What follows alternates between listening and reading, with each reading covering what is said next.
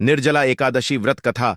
ज्येष्ठ शुक्ल एकादशी। भीमसेन व्यास जी से कहने लगे कि हे पितामह, भ्राता युधिष्ठिर, माता कुंती, द्रौपदी, अर्जुन, नकुल और सहदेव आदि सब एकादशी का व्रत करने को कहते हैं, परंतु महाराज, मैं उनसे कहता हूं कि भाई, मैं भगवान की शक्ति पूजा आदि तो कर सकता हूं, दान भी दे सकता हूं, परंतु भोजन के बिना नहीं रह सकता। इस पर व्यास जी कहने लगे कि हे भीमसेन, यदि तुम नरक को बुरा और स्वर्ग को अच्छा समझते हो तो प्रतिमास की दोनों एकादशियों को अन्न मत खाया करो। भीम कहने लगे कि हे पितामह, मैं तो पहले ही कह चुका हूं कि मैं भूख सहन नहीं कर सकता। यदि वर्ष भर में कोई एक ही व्रत हो तो वह मैं रख सकता हूं, क्योंकि मेरे पेट में वृक्क नाम वाली अग्नि है, सो मैं भोजन किए बिना नहीं रह सकता। भोजन करने से वह शांत रहती है, इसीलिए पूरा उपवास तो क्या, एक समय भी बिना भोजन किए रहना कठिन है। अतः आप मुझे कोई ऐसा व्रत बताइए जो वर्ष में केवल एक बार ही करना पड़े और मुझे स्वर्ग की प्राप्ति हो जाए। श्री व्यास जी कहने लगे कि हे पुत्र, बड़े बड़े अर्षियों ने बहुत शास्त्र आदि बनाए हैं जिनसे बिना धन के थोड़े परिश्रम से ही स्वर्ग की प्राप्ति हो सकती है।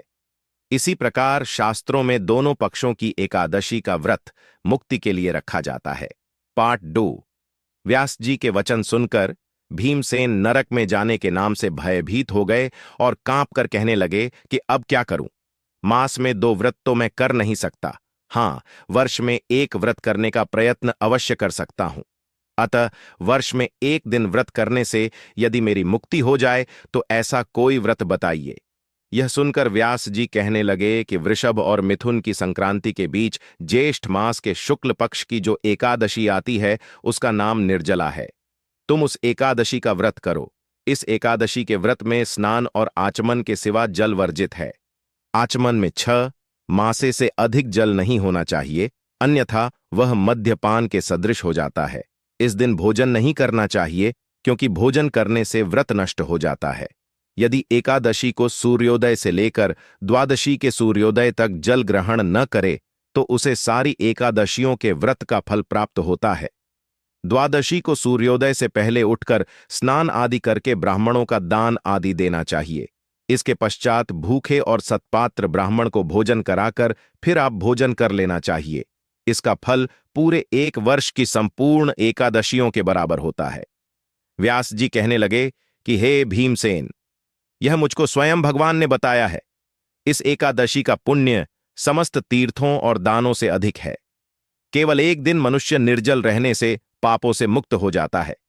जो मनुष्य निर्जला एकादशी का व्रत करते हैं उनकी मृत्यु के समय यमदूत आकर नहीं घेरते, वरन भगवान के पार्षद उसे पुष्पक विमान में बिठाकर स्वर्ग को ले जाते हैं। अतः संसार में सबसे श्रेष्ठ निर्जला एकादशी का व्रत है, इसलिए यत्न के साथ इस व्रत को करना चाहिए। उस दिन एयूएम नमो भगवते वासुदेवाय मंत्र का उच्चारण करना चाहिए और गौदान करना चाहिए।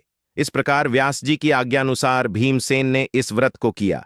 इसलिए इस एकादशी को भीमसेनी या पांडव एकादशी भी कहते हैं। निर्जला व्रत करने से पूर्व भगवान से प्रार्थना करें कि हे भगवान, आज मैं निर्जला व्रत करता हूं, दूसरे दिन भोजन करूंगा। मैं इस व्रत को श्रद्धापूर्वक करूंगा, अतः आपकी कृपा से मेरे सब पाप नष्ट हो जाए। इस दिन जल से भरा हुआ एक घड़ा वस्त्र से ढंक कर स्वर्ण सहित दान करना चाहिए। जो मनुष्य इस व्रत को करते हैं उनको करोड़ पल सोने के दान का फल मिलता है, और जो इस दिन यज्ञादिक करते हैं उनका फल तो वर्णन ही नहीं किया जा सकता। इस एकादशी के व्रत से मनुष्य विष्णु लोक को प्राप्त होता है। जो मनुष्य इस दिन अन्न खाते हैं वे चांडाल के समान हैं, वे अंत में नरक में जाते हैं। जिसने निर्जला एकादशी का व्रत किया है वह चाहे ब्रह्म हत्यारा हो, मद्यपान करता हो, चोरी की हो या गुरु के साथ द्वेष किया हो, मगर इस व्रत के प्रभाव से स्वर्ग जाता है। हे कुंती पुत्र, जो पुरुष या स्त्री श्रद्धापूर्वक इस व्रत को करते हैं उन्हें अग्रलिखित कर्म करने चाहिए। प्रथम भगवान का पूजन, फिर गौदान, ब्राह्मणों को मिष्ठान्न व दक्षिणा देनी चाहिए तथा जल से भरे कलश का दान अवश्य करना चाहिए। निर्जला के दिन अन्न, वस्त्र, उपाहन, झूठी आदि का दान भी करना चाहिए।